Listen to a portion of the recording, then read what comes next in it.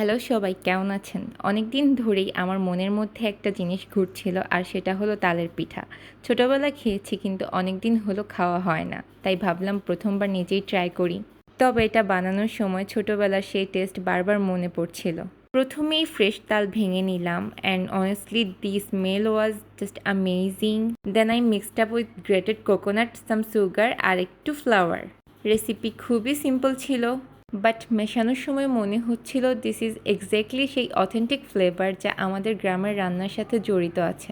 So now আমার কাছে best পার্টটা হলো ফ্রাইং টাইম, সেই সিজলিং সাউন্ড আর সাথে একটি মিষ্টি স্মেল আসছিল, and trust me it is so good. So here it is my very first time তালের পিঠা।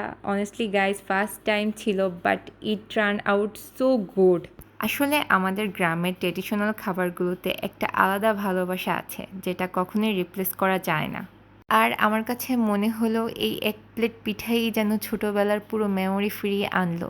অ্যান্ড অনেস্টলি গাইস, ট্রেডিশনাল ফুডের সাথে একটা ইমোশনাল কানেকশন থাকে আমাদের সবারই। আর আজকে ফার্স্ট টাইম ট্রাই করলাম, বাট মনে হলো why did not I try this earlier. So that's it for today. আমার এই ফার্স্ট ট্রাই কেমন লাগলো? Don't forget to comment, like and share. আর হ্যাঁ, যদি আপনারাও বানিয়ে থাকেন, let me know your experience. Till next, good by.